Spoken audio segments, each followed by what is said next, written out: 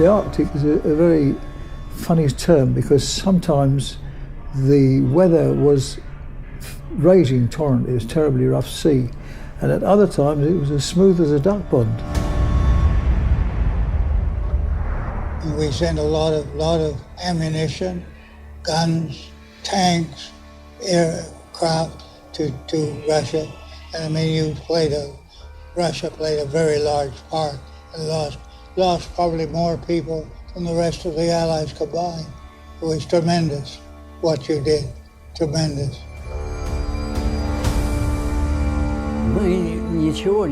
We weren't thinking about anything like death or anything else. All we were thinking about was how to destroy as many aircraft, berths and boats as we could. We weren't thinking of anything.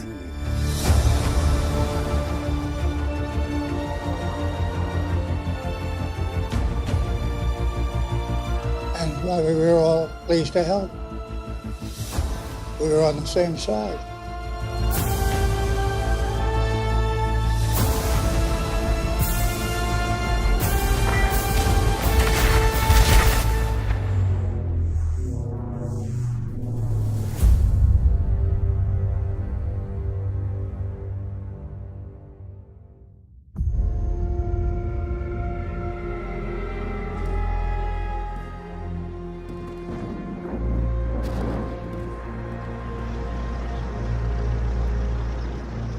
On June 22, 1941, when Germany attacked the Soviet Union, the armaments problem arose immediately.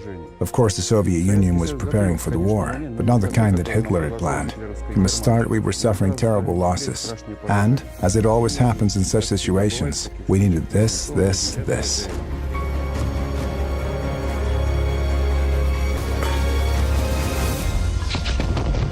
In March of 1941, the United States passed the Lend-Lease Act. It was officially entitled An Act to Promote the Defense of the United States, which rather plainly made clear the US's position on the ongoing events in Europe. The US felt that it was in its best interest to assist those countries which were fighting the Axis powers. The initial recipient of the aid was going to be the United Kingdom, although later on the Soviet Union did join the program. Cargo ships would be carrying the equipment, material, ammunition, and even food which was required to wage the war.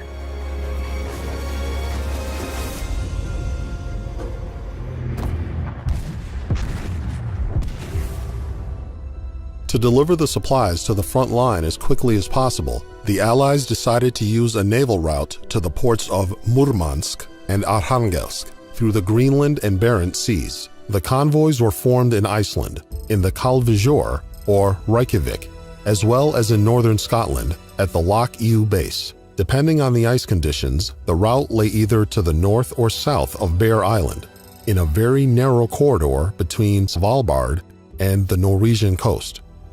The final destination points for the convoys were the ports of Murmansk, Arkhangelsk, and Molotovsk.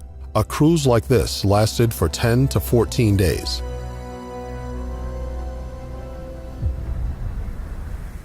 But we also knew that the thorn in the German side was the equipment. You were providing the men and the women. The Americans and the British, we were supplying the guns and the tanks and all the machinery of war through the Arctic Convoy, which was a good combination, really, because it worked.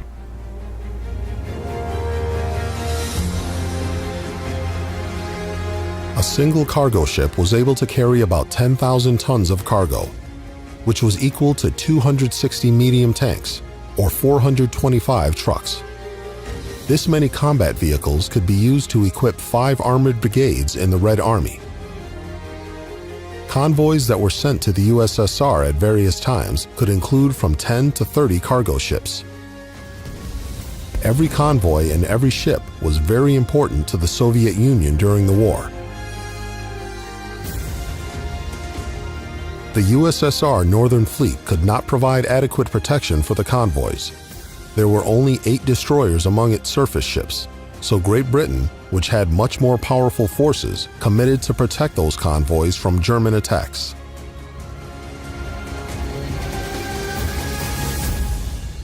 Hitler's Germany, the German leadership, didn't even assume that Britain would be helping the Soviet Union.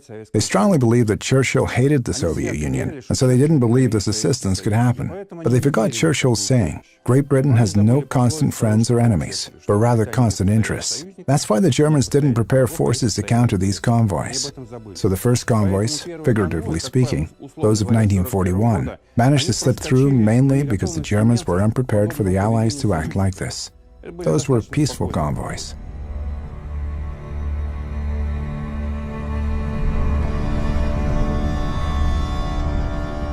Воевать приходилось ведь не только We had to fight с немцами, а с... not only the Germans, but the elements as well. Оно Because the Barents Sea is a rough one.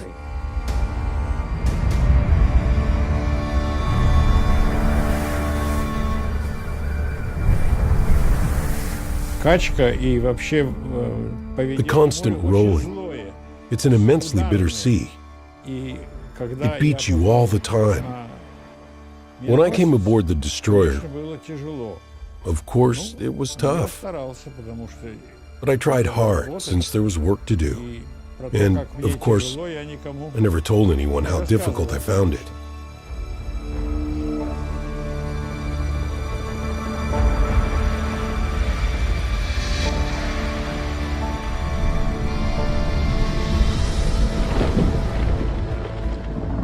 These are Arctic waters. Even in summer, it's only 4 degrees Celsius. You won't hold on for more than 5 minutes. Hence, you must fight for your vessel. And they fought. Along the entire route, the convoy faced extreme risks. Storms and fog were frequent in Arctic waters. Ice was all around you. Huge lumps of ice would grow on the vessel's superstructures, and the ship could capsize if you didn't remove them in time. And don't forget about the German submarines, which could be anywhere, and enemy aviation. All this made the Arctic convoys extremely treacherous.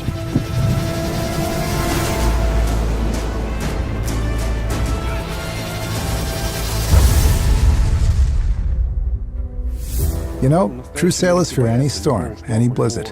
Only fools aren't afraid of a storm. Sailors have always feared it. But on the Arctic convoys, all sailors, even the atheists from the Soviet Union, were praying to God. Lord, send us a storm, send us some fog. That's because neither enemy aircraft nor submarines could operate in a fog or storm.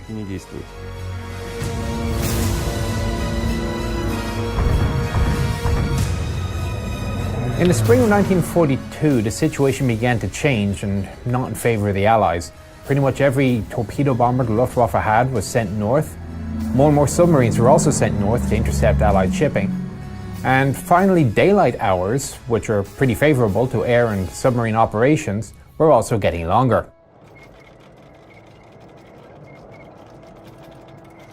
It was perpetual day and daylight, and we were going through the Arctic, the Arctic, where the snow line comes down, you know, and it's a very narrow strip that you've got to go through, where there's northern Norway, and then the great ice flow, and you've got to get through that. Well, the Germans knew that, and they used to their submarines used to lie in wait, sort of, so as they come through, the torpedoed the merchant ships.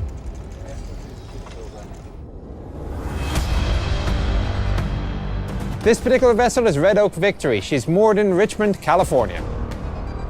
The purpose of the US Navy in World War II was basically to get stuff from A to B. And glamorous though the combat ships were, this was usually done by the non-glamorous cargo vessels.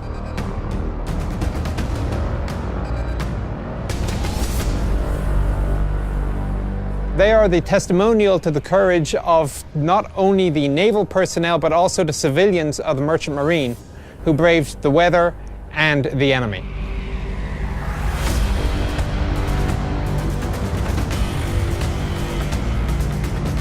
It's a basic steamship, built very good. And the service speed was 15 knots on this ship. Although in good weather, they got 16 knots according to the logbooks that I've been reading.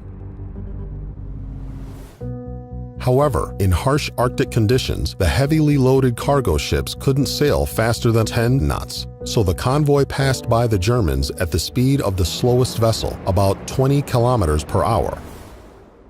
The convoy's movement order was a formation with merchant vessels and tankers in the middle. They were surrounded by close escort ships. As a rule, these were destroyers, corvettes, minesweepers, and armed trawlers. A bit farther away, at a distance of several miles, they were accompanied by light cruisers. The convoy kept its distant covering forces, which consisted of heavy ships within 50 miles of its core. The escort ships were arranged in such a way that their fields of fire created a closed-loop perimeter. Sometimes, 2 or 3 submarines were sailing behind the convoy. The ratio between escort ships and merchant vessels was 1 warship per 2 to 2.5 transports. In late June, the weather in the Arctic was good. German intelligence discovered that the Allies were about to send a large convoy to the Soviet Union. This was PQ-17.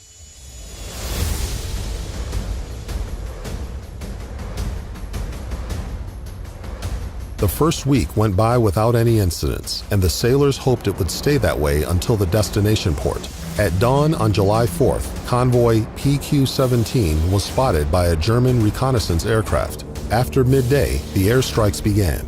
Bombers and torpedo aircraft approached from a right angle, but all their attempts to destroy the convoy were fiercely repelled. During one of such raids, destroyer Wainwright rushed towards the attacking aircraft at full speed, firing from all guns. The ship's counterattack was pretty successful. The lead airplane was shot down, and the rest dropped their torpedoes too early and scattered. Nevertheless, German aviation managed to sink 2 merchant ships, but despite the losses, the convoy maintained formation and continued on. Not about to let this lucky opportunity go to waste, the German command came up with a plan for an all-arms attack on this convoy. It would involve aircraft, submarines, and surface vessels, to include the battleship Tirpitz, which was now going to come into play. Tirpitz was Germany's most modern and powerful warship. Her mere presence in Norway forced the British to keep their main naval forces in that region. The battleship was used in military campaigns only at the direct order of High Command.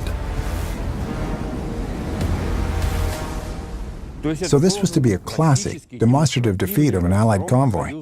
From the Germans' point of view, the conditions were perfect. Perpetual daylight, excellent weather, no storms, no fog, and a large convoy with poor protection. So you could attack it with every asset. But the British realized this too.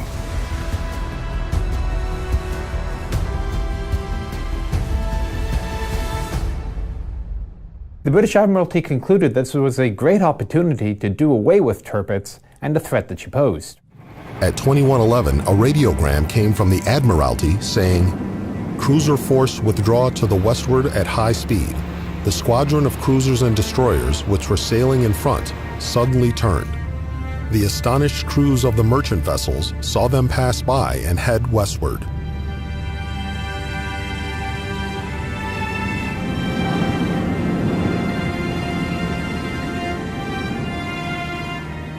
The First Sea Lord, basically the British Navy, ordered all surface ships of the convoy to concentrate on a certain point. In other words, they were to leave the convoy.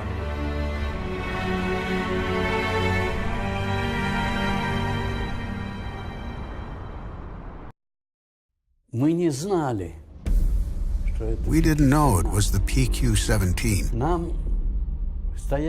We were stationed in Vajenga, and we received an order to sail towards Tirpitz, who had allegedly gone to sea and was sinking transport vessels one by one. So we were to head for Tirpitz and fight her. German intelligence discovered that the Allies were to send another convoy to the Soviet Union. The convoy was named under the Allied naming system PQ-17. But we also knew that the thorn in the German side was the equipment. So this was to be a classic, demonstrative defeat of an Allied convoy. The First Sea Lord ordered all surface ships of the convoy to concentrate on a certain point. In other words, they were to leave the convoy.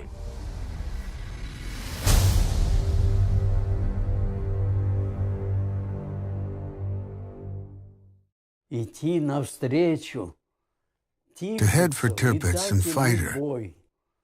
And every half hour, the commander was reporting, Tirpitz is that many miles away. And then, one wonderful day, he reported this. And then suddenly we were informed that Tirpitz had changed course and was heading back home. For the German battleship, further participation in the mission made no sense. It was too prodigal to send a battleship to chase and sink merchant ships one by one. Besides this, the German command realized that British warships had left the convoy to focus as many forces as possible on finding and destroying Tirpitz. The battleship had already been spotted by Allied reconnaissance aircraft, and the threat to the ship was real because large forces of the British fleet were nearby. Unprotected and scattered, convoy PQ-17 was to be finished off by German aviation and submarines.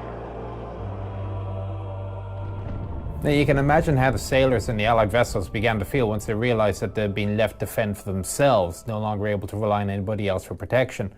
Worse, these were mainly slow, unarmed steamers with predominantly civilian crews.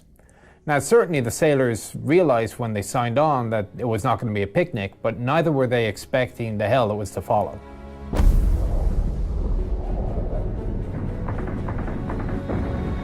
But I think that everybody that served on the Russian convoys felt that they was doing the right thing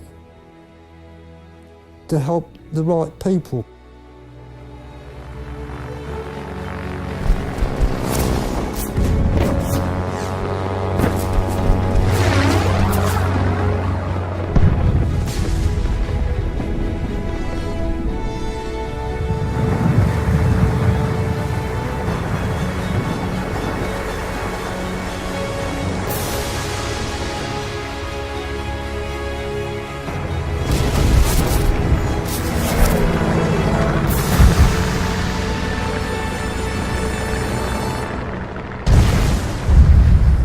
The destruction of PQ-17 began on the 5th of July 1942.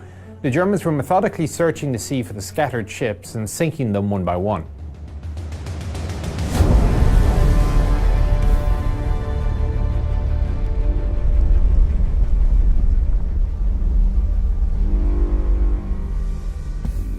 It is July 1942. The Soviet troops are suffering disastrous defeats. Heavy losses near Kharkov. The Germans are capturing the Crimea. Sevastopol is about to fall. Every tank, every gallon, every drop of oil, every aircraft mattered to us. And when they gave this order to scatter the convoy, for us, I don't know what to call this. It's something that makes your heart ache, a tragedy for all Soviet people. Because of this lost convoy, thousands and thousands of Soviet people lost their lives. Together with the convoy's vessels, 430 tanks sank to the bottom of the Barents Sea. To put this into perspective, in July 1942, the Soviet army had about 400 tanks on the entire Stalingrad front. 210 aircraft lost together with PQ-17 accounted for 1/3 of the Red Army's air force that operated in July 1942 near Stalingrad. The Soviet army didn't receive 3,350 cars, almost 1,000 more than the Stalingrad front had at its disposal. We were ordered to search for the transport vessels and escort them to Arkhangelsk, Molotovsk, and Murmansk. From July 9th through July 11th, 5 merchantmen and several escort ships from PQ-17 arrived in Arkhangelsk. Nobody wanted to believe that only 1/7 of the vessels survived. Everyone still had hope. Those who went on search missions hoped to find the survivors. The people floating in boats and on rafts frozen and exhausted, hoped they would be found. And they were found, almost all of them. Over the following 2 weeks, another 6 vessels arrived at Arkhangelsk, both towed and on their own power. When convoy PQ-17 left port, it included 35 merchant ships. Only 11 of them reached Soviet shores. We saved a lot of people, about 40 people, who were left at sea during the voyage of convoy PQ-17.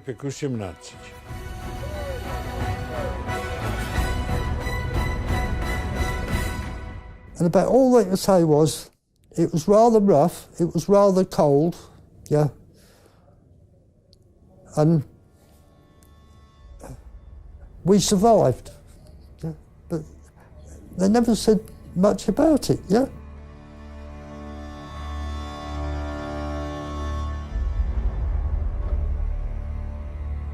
And then we find out that the admiral, who was in command of all this, simply ordered the merchant ships to scatter, saying, "Save yourself if you can."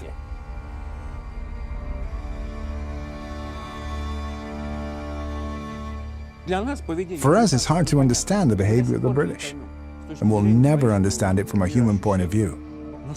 But from their experience of fighting convoys, the British did everything quite logically.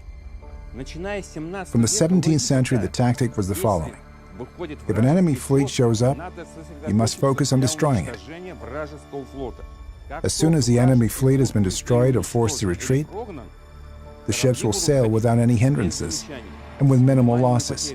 That's the logic behind convoy duty. This was precisely the thinking behind the British actions around PQ-17. A primary threat had put to sea, was vulnerable, and the British were going to gather their forces to destroy it.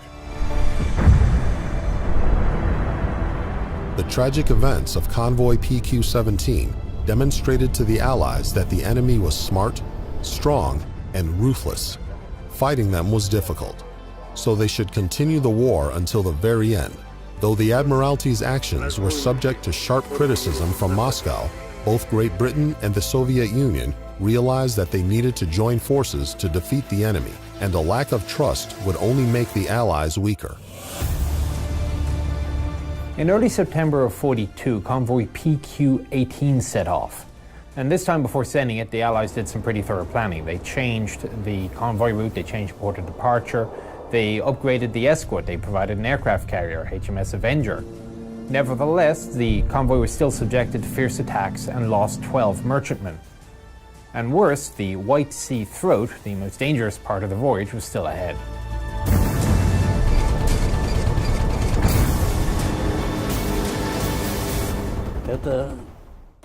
This was essentially our last battle. The battle near Cape Kanyon-Nos. The Nazis sent torpedo bombers there.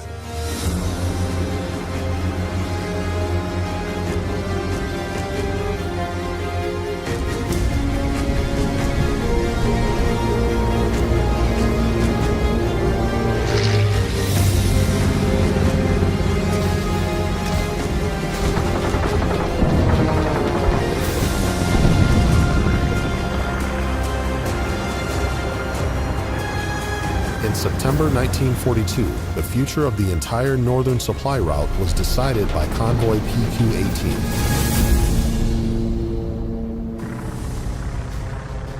Convoys from Britain to the Soviet Union were labeled PQ.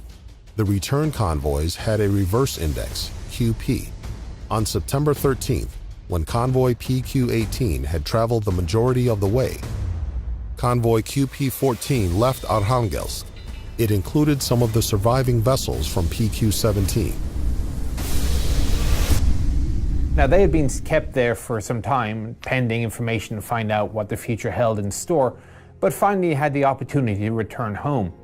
Ordinarily, the return trip was much safer. The Germans preferred to concentrate their attacks on heavily loaded merchantmen going the other way, delivering supplies to the Soviet Union. However, on this occasion, the Germans decided that they were going to attack anything that they found. For the convoys coming from Russia to England, They never bothered with the merchant ships. They went for all cruisers. They were, from their point of view, they were doing the right thing, sort of thing, you know. The Allied convoys were simultaneously fighting off fierce enemy attacks in 2 Arctic regions. Convoy PQ-18, escorted by Soviet destroyers, was fighting its way through the White Sea throat to Arkhangelsk.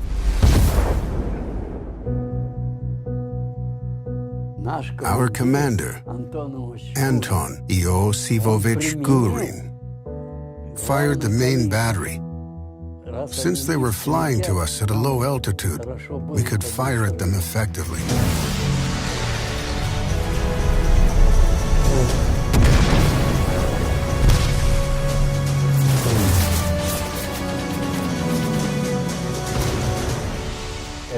The aircraft was swept away, 130 millimeters.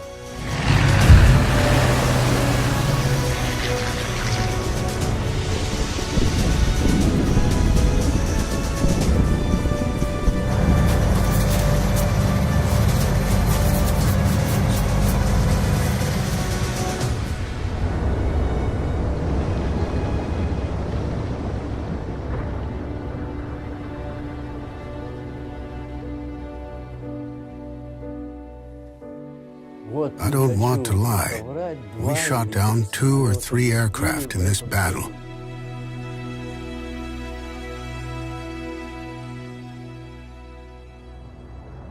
"27 ships of convoy PQ-18 reached Soviet ports. The equipment they brought was immensely important for the troops. Very soon, it was saving the lives of Soviet soldiers and contributing to the overall victory. But there are no entirely happy stories at war. Convoy QP-14, which was carrying people back home, was attacked. The Somali was torpedoed, and Captain Onslow, our captain, decided to tow the Somali back to the United Kingdom, back to the UK. And we got the towing ropes across and a connecting line, a telephone line and everything.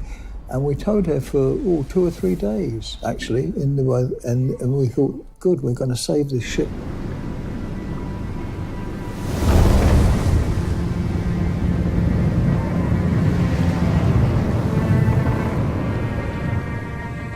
And then we hit a ferocious storm, and it was like so bad I couldn't describe it. It was one of the worst storms I'd ever experienced, with mountainous waves, 60 feet high, and the big rolling waves, and it was blowing a 60-mile-an-hour gale, and it was snowing. The visibility was absolutely horrendous. You couldn't describe it. And the tow rope parted, and the poor Somali, she broke her back because she'd been torpedoed, you see.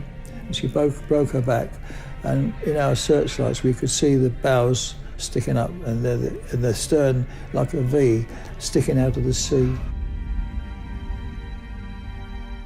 We tried so hard to save as many of the crew as we could, and it was an awful experience. On the 22nd of September 1942, convoy QP-14 made port. Besides a British destroyer, they also lost the American merchantman Silver Sword, which was a survivor of the PQ-17 run. You can only imagine the feeling of the personnel aboard, to include those who had lost their ships as well, they were passengers, when they were torpedoed a mere few days short of their objective.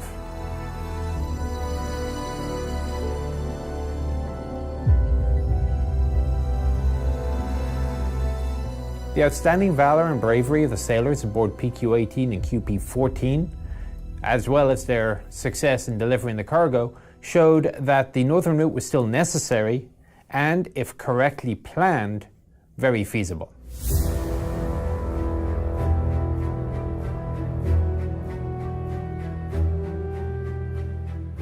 Throughout the rest of World War II, tragedies like that of PQ-17 were never repeated.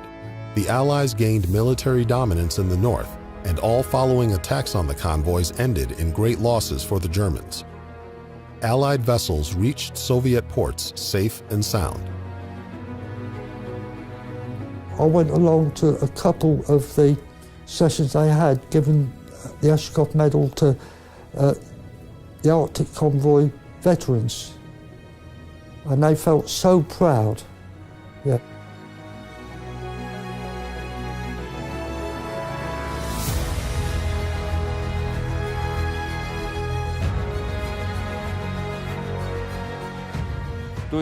Of course, the share of supplies sent via Arctic convoys during the whole war is quite small. But their role was considerable, because they were carried out in the right place and on time. This has been a key strategic idea since Napoleon times.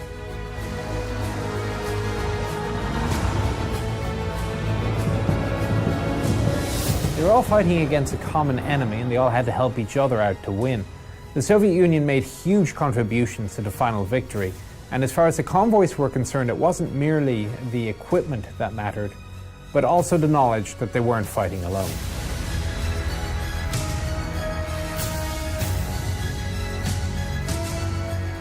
If we hadn't have done it,